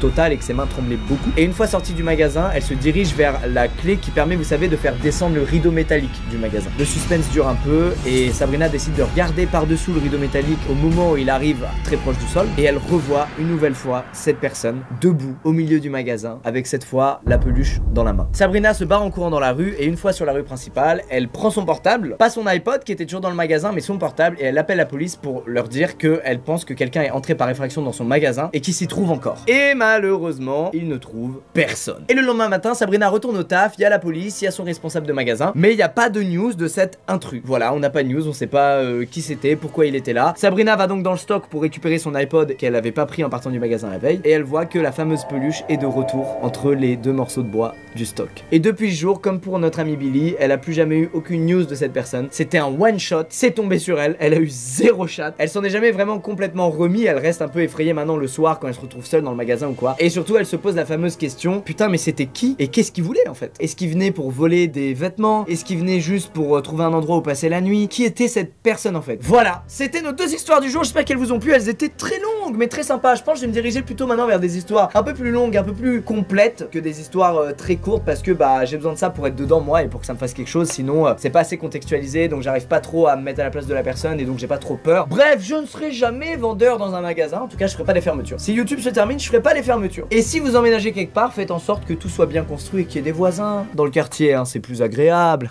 Je suis chaud pour que l'espace commentaire de cette vidéo, de ce thread là, ce soit des gens qui racontent un peu leurs expériences du genre. Genre si vous étiez seul à la maison et qu'il s'est passé quelque chose, ou alors seul sur votre lieu de travail et qu'il s'est passé quelque chose. Je trouve ça assez intéressant, moi je suis très sensible à cette mécanique. Elle me fait vraiment du mal. Je vous dis à bientôt dans une prochaine vidéo. Bon, nouvelle saison de vidéos. L'année dernière, vous avez plus qu'aimé les threads Reddit et surtout les threads horreur. Quand je tombais sur des threads Twitter, je me disais, oh, ils vont tous m'harceler pour que je le fasse. Et ça ratait pas, je recevais 10 000 messages. Aujourd'hui, on va pas aller sur Twitter pour trouver un thread qui est en fait une fiction. Tous les threads Twitter qu'on a fait, c'était des fictions à chaque fois, qui étaient hyper cool, mais c'était des fictions. On va retourner sur le subreddit Let's Not Meet, où je le rappelle, les gens ils racontent des trucs pas très cool qu'ils ont vécu, pas forcément paranormal, mais des trucs très flippants, très creepy. On en avait déjà fait plusieurs, mais il y avait pas des nouvelles histoires qui étaient genre folles, qui étaient transcendantes, qui nous mettaient dans tous nos états, qui nous donnaient envie de ne plus dormir pendant un mois. Et ben aujourd'hui, je les ai ces histoires. Elles datent de quelques années toutes celles-là, mais je suis allé piocher très loin pour les trouver. Mais elles sont horribles. Laissez-moi vous raconter l'histoire de John. Je la déteste. John vit en Floride et ce que je vais vous raconter, c'est passé 3 semaines après l'ouragan Irma. Qu'est-ce qu'on en a à foutre, me direz-vous? Bah vous allez voir, ça a son importance. Quelques mois auparavant, il a divorcé avec sa femme, il a donc emménagé dans un nouveau quartier, qui est un quartier fermé dans lequel chaque maison appartient au même propriétaire ou à la même société de location. C'est un petit quartier, il y a environ 15 maisons et elles sont toutes autour d'un lac artificiel. Comme c'est un petit quartier, tout le monde se connaît, il y a régulièrement des fêtes, des petits barbecues qui sont organisés, tout le monde y va, mais pas John, qui est très déprimé de son divorce et qui préfère pas trop aller à des événements sociaux comme ça. Mais il s'est quand même fait un pote, c'est son voisin d'à côté, qui s'appelle Steve et qui est un ancien Marines. Ça met en haleine, n'est-ce pas? Moi j'ai été happé par ce texte. Bon, on en vient au cœur du sujet. John, il a une fille qui s'appelle Alice, qui vit avec sa mère, mais qui tous les week-ends va chez son père, chez John, pour le voir. La chambre d'Alice est celle qui fait face au lac, donc la fenêtre de la chambre d'Alice est face au lac elle aussi, et ça aussi sera son importance plus tard. Petite précision, je rappelle que dans les fenêtres aux US, t'as souvent une moustiquaire, vous savez, un filet, donc on peut pas passer à travers puisqu'il y a la moustiquaire qui bloque. Bon, John explique que comme tous les papas du monde, il est fou amoureux de sa petite fille, il compte les jours, la semaine, parce qu'il a hâte d'être le week-end et de la voir, et il a la haine qu'il y a eu l'ouragan Irma parce que ça l'a empêché de voir sa fille pendant 3 semaines. Bref, Irma est passé, le courant revient à la normale, tout le monde a re de l'électricité, a tout le confort dont il a besoin, y compris John qui accueille de nouveau sa petite fille chez lui tous les week-ends et qui est au paradis. Sauf que cette fois, il se passe des trucs très bizarres. Alice a commencé à se plaindre auprès de John de la chanteuse qu'elle n'aimait plus et qu'elle ne voulait plus voir. Rien que ça. Alors bien évidemment, John, il rationalise le truc, donc il a d'abord pensé qu'elle parlait soit de son ex-femme, soit d'un professeur à l'école, soit d'une copine, enfin d'un truc comme ça. Sauf que dans la nuit du samedi au dimanche, Alice se réveille en hurlant comme si elle avait vu un meurtre. Il n'y a rien de pire pour un père que ça, je pense. Le coup de pression est total. John, héroïque, court dans la chambre d'Alice pour voir ce qui se passe. Il allume la lumière et il voit sa fille cachée sous sa couette en train d'hurler. Alors il lui demande ce qui s'est passé et Alice répond de la pire manière possible. Elle montre un coin de la chambre du doigt et elle dit « Regarde ». Moi je ne regarde pas le coin, je prends Alice, je saute par la fenêtre et je déménage. Bon, John a plus de courage que moi apparemment, il regarde le coin et il y a rien du tout. Ni dans le coin, ni sous le lit, ni dans le placard. Vraiment le truc classique du film d'horreur, il n'y a rien. Mais Alice insiste et lui dit, il y avait la chanteuse et je veux pas qu'elle revienne, s'il te plaît papa, fais en sorte qu'elle revienne pas. Mais enfin les fantômes ça n'existe pas, arrête Alice. John s'est dit que c'était une mauvaise nuit, ça arrive, il y a des nuits on fait plein de cauchemars, du coup il l'autorise à dormir avec lui. Et pour le moment il réalise pas à quel point c'est grave ce qui se passe. Mais il a quand même de l'instinct parce que le lendemain, il va faire un truc très malin, il va aller acheter un babyphone. Vous savez, c'est comme des micros en gros. Il y a un micro dans la chambre du gamin et le parent entend tout ce qui se passe dans la chambre. Il achète ça juste pour rassurer Alice, pour lui dire que voilà, il entendra tout ce qui se passe et que s'il y a le moindre problème, il sera là en une seconde et qu'elle n'a plus à s'en faire ou à avoir peur ou à être stressée par cette histoire. Les babyphones sont installés, Alice s'endort, elle fait une nuit calme et paisible, tout se passe bien. Et John pense que tout ça, ça appartient maintenant au passé et que ça n'arrivera plus. Quelle erreur! Le week-end d'après, Alice ne peut pas venir chez John parce qu'elle est tombée malade. Elle a chopé un petit virus qui traînait à l'école. Et tant mieux d'ailleurs. Je pensais pas dire ça un jour, mais tant mieux qu'elle soit tombée malade. Samedi soir, 2h du matin, John se réveille parce qu'il y a du bruit, une voix féminine qui fredonne des comptines dans le babyphone. Il est bien réveillé, il ne rêve pas et il entend quelqu'un fredonner des comptines dans la putain de chambre de sa fille. Il explique qu'il a été pris d'une peur totale et encore plus lorsqu'il a entendu la personne dire la phrase suivante: Alice, es-tu réveillée? John, il saute de son lit et il verrouille la porte de sa chambre parce qu'il sait que sa fille court pas un danger puisqu'elle n'est pas là. Elle est restée chez sa mère parce qu'elle était malade. John prend son portable, il appelle son voisin Steve qui kiffe les armes à feu et qui est un ancien Navy, je vous le rappelle, et il lui explique qu'il entend une meuf chanter des berceuses dans la chambre de sa fille. Steve, il part au quart de tour, il sort de chez lui. À partir de là, John sort enfin de sa chambre, il court devant pour rejoindre Steve et il voit Steve en train de pointer avec une arme une meuf qui est accroupie par terre et qui était la meuf qui s'amusait à chanter des berceuses dans la chambre de sa fille. Toutes les fois où Alice a dit à John qu'elle voulait plus que cette personne vienne chanter des berceuses, etc., c'était pas des cauchemars, c'était bien réel. Il y a bien quelqu'un toutes ces nuits qui s'est infiltré chez John et qui a chanté des trucs à sa fille. C'est horrible, tu dois dire putain ma fille elle était en danger, elle m'a prévenu mais je l'ai pas cru. Tu dois culpabiliser comme jamais, c'est horrible. Alors qui était cette personne? C'était Jean, la femme du mec qui entretient le quartier. C'est une meuf qui fait des patrouilles pour assurer la sécurité des gens du quartier. Et du coup, quand ils l'ont grillée et qu'ils lui ont dit qu'est-ce que tu foutais, elle s'est défendue en disant non mais je faisais une patrouille, j'ai cru voir quelqu'un entrer dans la chambre de votre fille. Alors que bien entendu ces patrouilles elle les fait pas du tout à 2h du mat, hein, elle les fait le soir bien avant 2h du mat. Enfin bon voilà, une rencontre extrêmement creepy qui a dû se traduire par un gros sentiment de culpabilité pour John et c'est ça qui est horrible dans cette histoire. C'est vraiment ton enfant te dit un truc et tu rationalises mais non t'inquiète tout va bien t'inquiète, sauf qu'il avait raison. Et du coup tout ça a fini par l'installation de barreaux à la fenêtre de la chambre de Alice pour que ça n'arrive plus jamais. C'est triste d'en arriver là mais je pense que quand ça t'arrive tu mets des barreaux, tu mets de l'acier, tu mets tout ce qu'il faut pour être tranquille. Bref ça décale de 6 ans et demi environ le moment où j'aurai un enfant. Alors laissez-moi maintenant vous raconter l'histoire de Tom qui est une histoire qui va vous être un petit peu plus familière parce que ça s'est passé dans les bois et il a vécu ce qu'aucun d'entre nous n'a envie de vivre. Je sais pas si vous êtes déjà allé camper en forêt, en colonie ou juste de par vous-même parce que vous avez envie de vous taper un petit kiff. Forcément on a peur, il y a plein de petits bruits partout, ça fait flipper et parfois même on fait des rencontres cheloues. Tom décide d'aller camper en forêt avec 3 de ses potes, Bennett, Kyle et John. C'était peut-être même le John de l'histoire d'avance, il a vraiment pas eu de chance dans sa vie. Il explique que c'est un délire qu'ils font pour renouer les liens. Chaque année ils vont en forêt, ils vont camper parce que depuis qu'ils sont plus à l'université bah ils se voient beaucoup moins mais ça leur manque. Le premier jour tout s'est passé nickel, ils arrivent, beau soleil, ils mettent en place le feu de camp, les tentes. Le soir ils boivent un petit peu de trucs non alcoolisés parce que c'est meilleur pour la santé et ils vont dormir en ayant passé une merveilleuse journée. Bref tout va bien, y a rien à dire. Le lendemain pareil, toute la journée tout se passe bien, ils arrivent en milieu de soirée et là ils font un petit jeu pour s'amuser que je trouve un peu atypique mais bon. Ils se plaquent au sol en boucle et ça les fait marrer. Et dans la bataille en plein délire de potes, John se fige et dit aux autres: vous avez entendu?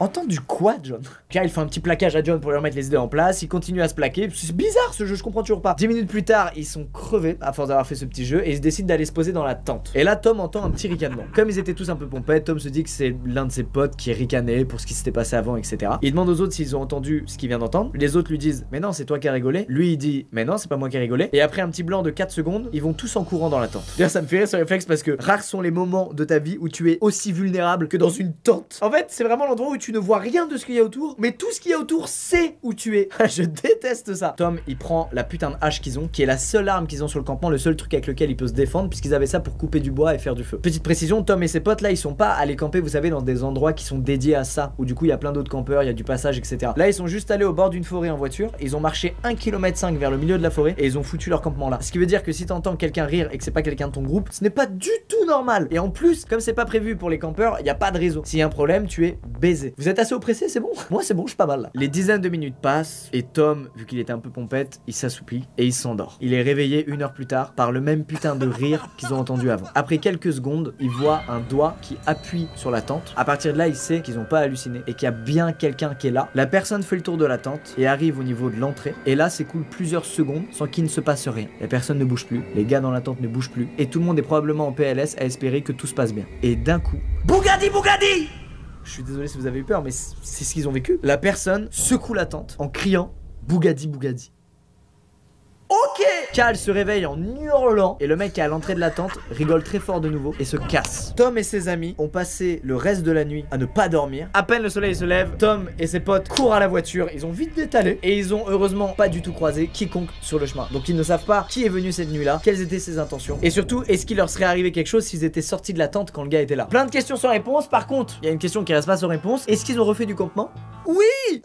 Sauf que maintenant ils vont dans les fameux spots à camping où il y a des espaces dédiés du coup pour le camping. Et là on voit que c'est des Américains. Tom maintenant amène toujours une arme à feu. Toujours il a avec lui un gun. Il n'y a pas plus ricain. Bon, morale, quand vous allez camper, faites pas n'importe quoi. N'allez pas au milieu d'une forêt pour vous faire kiffer, blablabla. C'est mieux d'aller dans des spots prévus pour. Vous éviterez les grosses frayeurs comme Tom et ses amis cette nuit là. Ça l'a vraiment traumatisé et je pense effectivement pour avoir déjà fait du camping que si ça m'arrivait, bah je serais traumatisé à tout jamais. Bon, dernière histoire qui est trop chelou. C'est une mécanique qu'on a jamais vu avant. C'est gratuit. Il s'est mangé un truc gratuit dans la gueule qui n'a aucun sens. Alors, Noah c'est un mec qui a 17 ans. Ses parents sont partis en congé pendant 1 mois et il vit dans un petit quartier agréable, plutôt éloigné des autres quartiers qui sont autour de celui-ci et il s'y plaît grave. Comme pour John, comme c'est un petit quartier, il y a souvent des petits événements qui sont organisés pour réunir tous les voisins. Noah il connaît donc presque tous les habitants de son quartier, il peut presque donner le nom de tout le monde d'ailleurs. Et c'est un quartier qui est très calme, genre après 21 h il y a plus de bruit, il y a plus personne dehors parce que c'est que des familles et voilà, c'est très posé. Noah son kiff dans la vie, c'est les peintures en aérosol. Un soir à 22 h, il décide qu'il a envie d'en faire et du coup il va dans son garage. Pourquoi? Parce que c'est la zone la mieux ventilée de toute sa maison. Bref, 22 h, Noah commence à tendre une toile pour peindre et là quelqu'un se pointe devant son garage. Noah l'a entendu arriver, donc il s'apprête à lever les yeux et à dire bonjour à un voisin, sauf qu'il lève les yeux et il voit quelqu'un qu'il ne reconnaît pas. Il décrit le gars comme étant un mec de 1,90 m, maigre et qui semble parfaitement normal. Noah ne le connaît pas, mais il explique que comme c'est un tout petit quartier, ils sont très sympas les uns avec les autres, y compris avec les gens qui connaissent pas. Donc Noah a pas de raison de se méfier, ça fait 17 ans qu'il est sur la planète et 17 ans que bah tout va bien, il fait la discuter avec des inconnus, tout se passe bien. Donc il lui dit salut mec, comment ça va? Ce qui est une manière plutôt cordiale d'entamer la conversation, je vous l'accorde. Le gars se présente donc à Noah, il dit qu'il s'appelle Xavier et qu'il vient d'emménager dans la maison à l'angle de la rue. Noah connaît la famille qui habite dans la maison dont parle Xavier et il lui dit donc ah t'habites chez les Miller. Et Xavier explique à Noah qu'en fait c'est ses cousins et qu'ils ont accepté de l'héberger jusqu'à ce qu'il règle quelques trucs. Honnêtement pour le moment il y a pas de quoi se méfier. Xavier va ensuite dire je ferais mieux de partir, je dois faire quelque chose. C'était sympa de vous rencontrer Noah. Attends mais Noah il s'est jamais présenté? Comment le gars le connaît? Mais Xavier lui dit que les Miller lui ont beaucoup parlé de lui. Ok.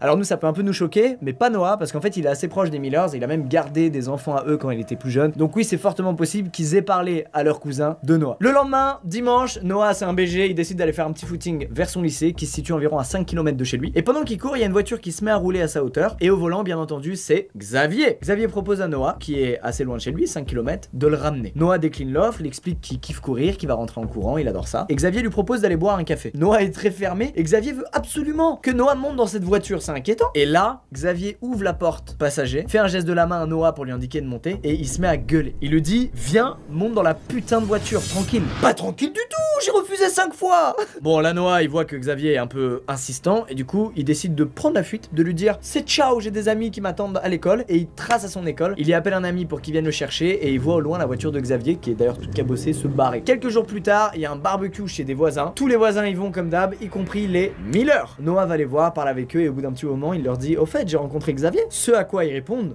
qui est Xavier?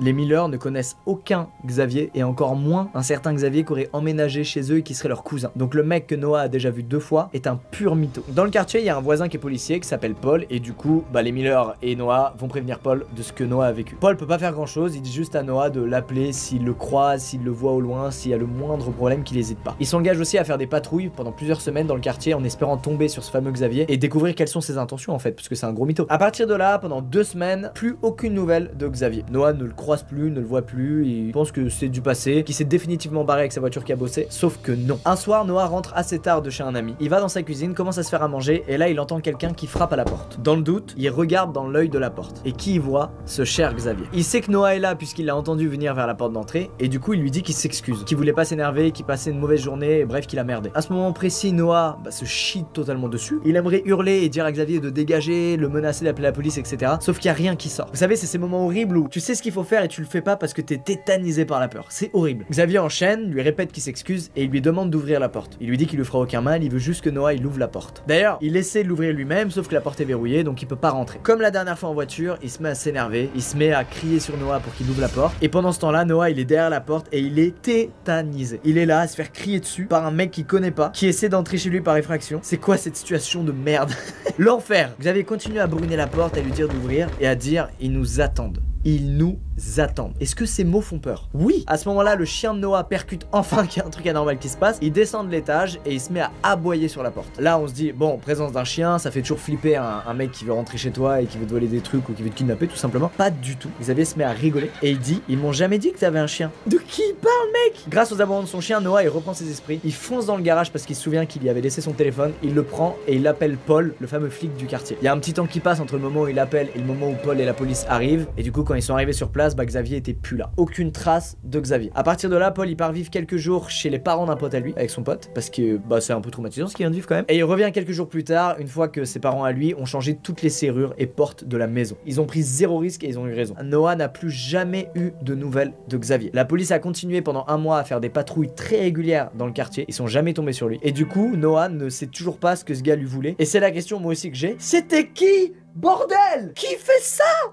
Les amis, c'est la fin de ces 3 histoires d'horreur. Elles étaient assez longues aujourd'hui, mais en même temps, plus le temps passe, plus les histoires qui m'affectent sont celles qui sont assez longues. Parce qu'il y a beaucoup de détails, beaucoup de contexte, et c'est là où je suis dedans, quoi. Je vous dis à bientôt dans de prochaines vidéos. S'il y a des moustiques, laissez la fenêtre fermée. Parce que la petite moustiquaire là, les gens passent à travers, puis ils chantent des chansons à vos enfants.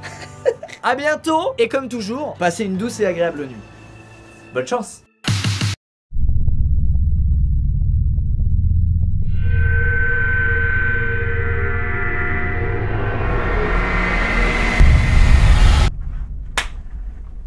You're gonna be scared. Vous êtes décidément accro à tous ces vidéos d'histoires d'horreur, de trucs paranormaux, etc. Vous aimez ne pas dormir, c'est bizarre, vous aimez vous faire du mal. Vous aimez vraiment souffrir, c'est bizarre. Écoutez, après m'être fait harceler par énormément de gens parmi vous, j'ai décidé de refaire une vidéo horreur. C'est même pas je me suis fait harceler, c'était une prise d'otage. Vous m'avez pris en otage, vraiment. Vous m'avez menacé. Eh, on se calme. Y a pas tout le temps des trucs flippants cool à raconter, ok? Alors je prends mon temps. Les 2 ou 3 dernières vidéos de ce genre, on était sur le subreddit Let's Not Meet, où des gens témoignent de trucs un peu flippants, voire très flippants qui leur sont arrivés, de vraies histoires. Aujourd'hui, on retourne sur un format un peu plus vieux, le format thread Twitter. On avait d'ailleurs commencé ce format avec des threads Twitter. Et oui, je vous le rappelle. Et bien écoutez, aujourd'hui, on revient aux sources avec un nouveau thread qui est français. Oui.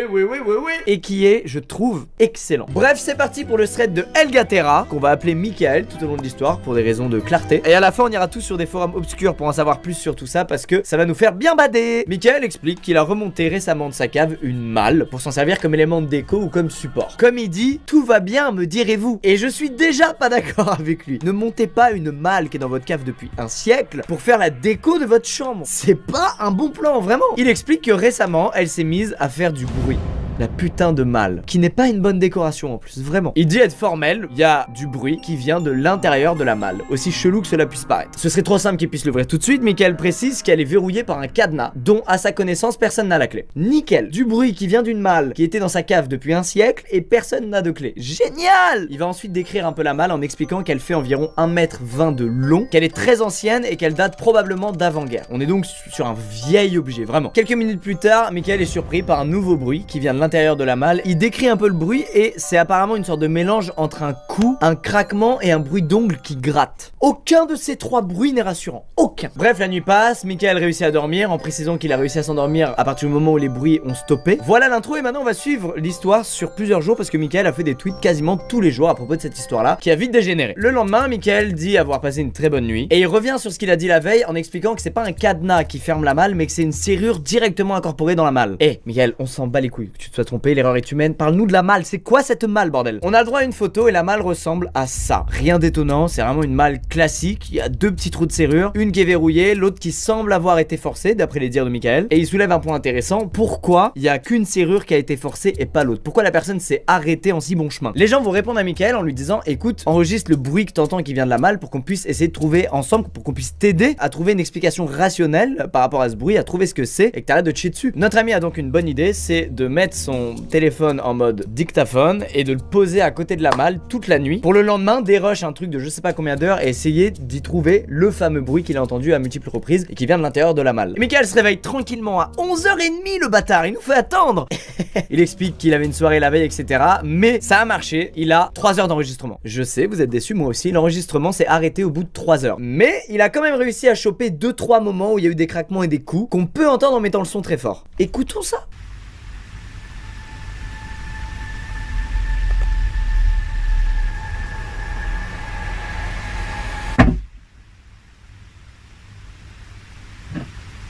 Ah, c'est le craquement moi qui me dérange là. Ça se trouve dans la malle il y a juste un doigt comme ça coupé qui fait ça. C'est horrible. Bon, Michael, on t'aime, on passe un bon moment tous ensemble. Mais maintenant tu prends ce qu'on appelle un marteau, un pied de biche et tu frappes sur ta malle pour l'ouvrir, s'il te plaît.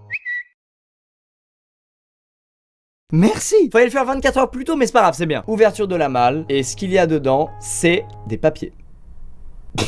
Vous êtes déçus? Moi aussi. Quelques heures plus tard, Michael revient avec pas mal d'infos, c'est les heures qu'il lui fallait pour décortiquer tout le contenu de la malle. Dans la malle, il y avait apparemment des vieux papiers, des notes, des cartes, des dessins, apparemment pas mal effacés à cause du temps qui est passé, et aussi 3 objets. Michael ouvre le premier, prend des photos et les partage avec nous, et on peut voir que c'est un livre avec un trou dans la couverture, une vitre, et de l'autre côté de la vitre se trouve une sorte d'objet rougeâtre qu'on peut vaguement apercevoir, mais c'est pas très net. Dans le deuxième, il trouve une vieille montre et un bol avec une bougie au milieu. Et dans le troisième, le truc le plus chelou, une boîte recouverte de plomb. Alors, bien évidemment, tout le monde lui demande d'ouvrir cette fameuse boîte pour qu'on voit ce qu'il y a dedans. Et c'est ce que Michael va faire, et ce qu'il y a dedans, c'est incompréhensible. Il y a un petit flacon posé dans du sel, dans lequel se trouve un petit objet suspendu à l'aide de ce qui a l'air d'être un cheveu, et le tout est scellé par une sorte de feuille de métal qui fait le tour. Bref, c'est l'objet le plus énigmatique de tout ce qu'on a pour le moment. Et sous le sel qu'il y avait dans la boîte, se trouve une photo de poisson.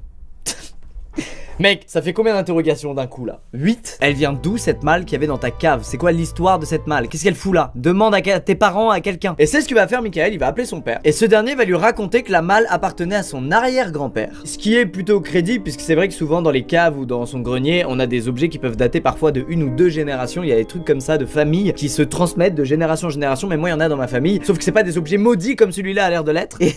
Et apparemment, l'arrière-grand-père de Michael était dans l'armée et il a donc beaucoup voyagé. Ce qui, selon lui, expliquerait la présence de cartes, de notes, de tout un tas de trucs dans cette malle. On a donc 3 éléments et on sait pas ce que c'est. Et là, du coup, les tweetos vont se lancer dans une grosse recherche pour apporter des infos à Michael pour essayer de comprendre qu'est-ce que c'est que tous ces trucs. Tout d'abord, il y a quelqu'un qui a reconnu la page du bouquin qu'on voit et ce serait celle d'un vieux bouquin de 1886 qui s'appelle Le Monde avant la création de l'homme, écrit par Camille Flammarion. Et ce serait apparemment un gros bouquin qui compile 900 gravures. Mais à côté de ça, plein de gens vont dire à Michael qu'une boîte de plomb, c'est pas anodin et c'est souvent utilisé en sorcellerie pour confiner une entité. Yes! Le mec a une relique des frères Warren chez lui. Et il a ouvert le con. Il explique que lui, ça correspond pas à ses croyances personnelles. Il croit pas trop à tout ce délire de sorcellerie, de tout ça. Mais il admet quand même que la présence de sel le met sur la piste d'une sorte de sortilège. On en sait donc plus sur 2 colis, celui dans lequel il y avait le livre, celui dans lequel il y avait la boîte en plomb. Mais celui dans lequel il y avait la montre et le bol avec une bougie dedans, on comprend toujours pas. À partir de là, on n'a plus de news de Michael jusqu'en début de soirée, où il explique qu'il lui est arrivé un truc très badant. Il explique être parti faire ses courses et que sur le chemin du retour, quelqu'un l'a suivi. Ok, est-ce que t'es parano parce que t'as ouvert un truc maudit? Peut-être. Est-ce que c'est l'esprit que tu viens de libérer en ouvrant cette putain de malle qui est en train de te hanter? Peut-être. Oh, je suis heureux de pas avoir de malle dans ma cave là. Qu'est-ce qu'on est bien. Arrivé devant son immeuble, Michael s'est retourné pour regarder le gars qui soupçonne de l'avoir suivi. Et le mec a apparemment immédiatement détourné le regard et il a fait genre d'être sur son téléphone. Voilà, comme n'importe quel mec qui panique quand il se fait prendre en flag. Du coup, notre ami va mettre un petit warning sur Twitter en mode bon, on a tous des théories, on essaie tous de trouver des explications rationnelles à ce qui se passe, mais par contre, je veux pas que ça atteigne ma vie privée, donc faites faites pas des blagues de genre, c'est pas drôle. Si quelqu'un a trouvé mon adresse, bah c'est juste pas marrant. Bref, il met un gros stop aux potentiels gens qui seraient allés trop loin dans le délire. Mais ça, c'était avant de recevoir un message sur Twitter un peu creepy. Et oui, le lendemain, Michael reçoit un message privé sur Twitter d'un compte qui s'appelle Est etiam nuper ad tergum, ce qui ressemble clairement à du latin. Et le latin, c'est comme la bougie et l'horloge bloquée, ça fait partie des éléments où c'est non, on ne veut pas ça. Ce compte lui a envoyé une vidéo et le message 333 à 3h33 dans la nuit. Alors, la vidéo est dégueulasse, mais on comprend ce qui se passe. Quelqu'un a filmé Michael à travers sa fenêtre. Michael envoie une frontale à ce mec en lui disant: alors je sais pas si tu m'entends, ça le merde, mais si tu recommences, j'appelle les flics. Michael soupçonne l'hypothèse d'un pote qui lui fait une blague. Vu que le thread a pris un peu d'ampleur et qu'il a fait 1700 retweets, c'est possible. On a tous des potes un peu qui vont loin dans la blague, des gros déconneurs. Sauf que il trouve que la blague est pas drôle. Et la phrase en latin veut dire: il est trop tard pour reculer. Moi je suis Michael, je remets tout dans la malle comme ça, je la mets dans du feu et je change de pays. Parallèlement, quelqu'un va lui expliquer que 3h33, on appelle ça l'heure du prince et ça fait référence à Satan. Alors cette personne précise qu'elle a aucune idée de si c'est un rapport, si c'est fait exprès ou pas. Mais voilà, elle lâche l'info comme ça. Elle met Michael en PLS et puis elle s'en va comme ça. Apparemment, à cette heure-là de la nuit, l'écart entre le monde des vivants et celui des esprits devient beaucoup plus ténu, ce qui peut permettre d'entrouvrir la porte à certains esprits malveillants comme les démons ou les fantômes. C'est l'opposé de 3h de l'après-midi, l'heure des miracles, qui est traditionnellement considérée comme l'heure de la mort du Christ sur sa croix. Ok. Une autre personne qui déclare être sataniste va demander à Michael si le bol et la bougie dégagent une odeur qui lui semblerait familière. Et effectivement, d'après notre ami, le bol dégage une odeur de soufre. Ce qui veut dire, selon notre utilisateur sataniste, qu'il y a peut-être eu une invocation étant donné que le soufre est lié dans cette culture-là à une invocation. Moi, je connais rien à tout ce délire, ça me fait bader et je veux pas connaître. Je n'ai pas envie de connaître. Que ce soit vrai ou faux, je n'ai pas envie de savoir. Ça me fait peur dans les deux cas, c'est horrible. Et il va pas s'arrêter là, le gars, il va lui expliquer que, en gros, quand un sorcier conclut un pacte avec le diable, il reçoit une puissance extraordinaire et en échange de ce pouvoir, il doit renier le baptême et livrer son âme au démon pour l'éternité. Vous savez, les fameux pactes avec le diable qu'il y a eu dans je sais pas combien de films. Et une fois ce marché conclu, Satan serait lié à son tour et serait forcé d'obéir pour un temps déterminé. Et pendant ce temps, il se laisserait par exemple enfermer dans des objets comme des mâles. Ah oui. Bref, vous l'avez compris, tout le monde parle de sorcellerie à Michael. Il y a tous les indices d'un délire de sorcier: le sel, l'odeur de souffle, la bougie, la montre arrêtée, tout. Mais malgré tout, la nuit passe et elle se passe plutôt bien puisqu'il n'y a aucun bruit qui vient de la malle. Les choses semblent s'être calmées. Jusqu'au lendemain, peu après minuit, où Michael entend quelqu'un toquer à de multiples reprises à sa fenêtre. Il décide de sortir et de filmer pour avoir une preuve à montrer à la police, puisque souvenez-vous, il avait dit qu'il appellerait la police si quelque chose se repasse dans la vraie vie. Et c'est le cas cette fois-ci. Et je vous laisse regarder cette vidéo.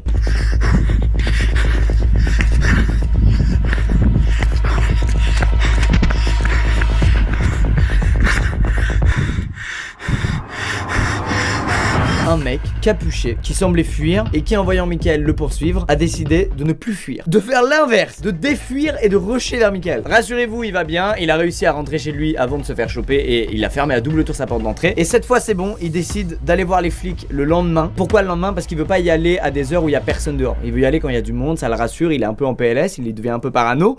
Mauvaise nouvelle, Michael est allé voir les flics et ils lui ont juste dit: ok, on peut rien faire pour toi. Effectivement, avoir une vidéo d'un mec qui court vers toi et qui est capuché, bah les flics ils peuvent rien faire. Ils vont te dire: ah merde, bah si ça se reproduit et que t'as plus d'infos, viens nous voir. Mais là ça suffit pas. Et l'après-midi, il prend la meilleure décision, il va voir un prêtre. Ah, il était temps. Sauf qu'une heure plus tard, il est deg et il traite le prêtre d'incompétent parce qu'il lui aurait juste dit: viens prier ce soir, Dieu te protégera. Moi je suis agnostique, donc je ne connais rien du tout à la religion. Mais en même temps, tu voulais qu'il fasse quoi, ce prêtre? Tu veux qu'il vienne changer ta serrure? Qu'est-ce que tu veux qu'il fasse à part te dire ça? En vrai. Bref, la nuit passe, une nouvelle journée commence et là c'est un déferlement de mauvaises nouvelles et on approche en plus la fin du thread au moment où je fais la vidéo. Michael explique qu'il arrive plus à dormir, il pense que tout ça a un impact de ouf sur sa santé mentale. Il va même expliquer qu'il s'est surpris à se parler tout seul, ce qu'il ne fait apparemment jamais, et il aurait cherché pendant plusieurs heures la provenance d'une odeur de poisson pourri dans son appart.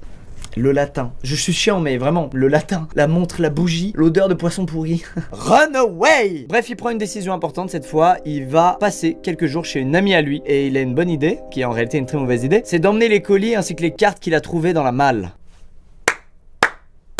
Tu t'es hanté tout seul et en plus tu vas hanter tes amis. Bien joué. Il explique que si ce à quoi il pense est correct, alors il aura besoin des cartes et du reste. Mais à quoi il pense? Eh ben écoutez, je sais pas. Et en plus on va pas avoir de nouvelles pendant 48 heures à partir de là. Mais il va quand même finir par nous en donner et nous expliquer tout d'abord qu'il va mieux, qu'il a profité de sa quiétude pour se reposer, qu'il a pu faire le point sur la situation. Il va aussi en profiter pour remercier tous les gens qui lui ont apporté des informations, qui ont essayé de l'aider, de le tirer de là, et que toutes les discussions qu'il a pu avoir avec les gens qui suivaient l'histoire l'ont beaucoup aidé. Quand il dit tout ça, on sent qu'il a compris le problème, qu'il sait ce qui se passe, mais qu'il qu'il peut pas trop en dire sous peine de se mettre en danger. Il va quand même admettre qu'il a fait une erreur, c'est d'ouvrir cette putain de malle, et que selon lui, le truc le plus logique à faire, ce n'est pas de refermer bêtement la malle et de la remettre dans la cave. Il pense que le vrai problème est ailleurs, que c'est quelque chose de beaucoup plus vieux, que c'est quelque chose qui vient de son arrière-grand-père, que lui, 100 ans après, il pourra jamais savoir pourquoi et comment c'est arrivé. Mais par contre, grâce aux cartes qu'il en est, il pense savoir où c'est arrivé. Là, on n'a pas une news depuis 6 jours au moment où je fais cette vidéo. Et les derniers mots de Michael, c'était: il faut que je répare les erreurs de mon ancêtre, que je remette les colis à leur place. Je peux pas vous en dire plus pour le moment parce que j'ai peur qu'en vous donnant des infos, j'en donne aussi à ceux qui me veulent du mal. Et je sais pas qui ils sont, mais j'ai pas du tout envie de tout risquer pour un simple tweet. Ne vous inquiétez pas, je vous tiendrai au courant de toute avancée dans mes recherches. C'était il y a 6 jours! Michael! Est-ce que ça va? Est-ce que c'est toi maintenant qui te trouve dans cette malle et qui va gratter la paroi de la malle comme ça pour faire peur à son prochain propriétaire? Putain! Eh bien écoutez les amis, je crois que nous arrivons à la fin de ce thread au moment où je tourne cette vidéo et je trouve ça très cool qu'on n'ait pas encore la fin. Ça faisait longtemps qu'on n'avait pas fait un thread où des histoires autour du diable, de la religion, des sectes, des reliques, de la sorcellerie. J'avais envie de faire ce thread aussi parce que j'ai reçu, après avoir fait pas mal de vidéos sur les trucs d'horreur, etc., beaucoup de mails de gens qui témoignaient des trucs bizarres et c'était toujours autour de la religion. Des trucs qui se sont passés dans leur enfance, genre des croix qui se sont retournées, des bref, j'ai reçu plein de trucs de ce genre là. Et d'ailleurs, les rares films d'horreur devant lesquels je suis vraiment mal, c'est ceux qui traitent de ça. Ça me fait bader, ça me dépasse, ça me met mal. Je connais rien de tout ça en plus, donc j'ai pas de trucs rationnels pour me rassurer. Juste, je me chie dessus et je fais ah! J'ai adoré ce thread, j'ai hâte de voir la suite. Je sais pas quand ce sera, mais il y aura probablement. Je vous mettrai le lien du thread du coup dans la description pour que vous puissiez checker la suite en direct. En tout cas, passez une bonne nuit. Si vous avez une malle, eh ben écoutez, mettez-la dans la cave et la remontez jamais, hein, pour cette nuit. Comme ça, vous dormez bien. Et on se dit à bientôt dans une prochaine vidéo. Au revoir, à très vite.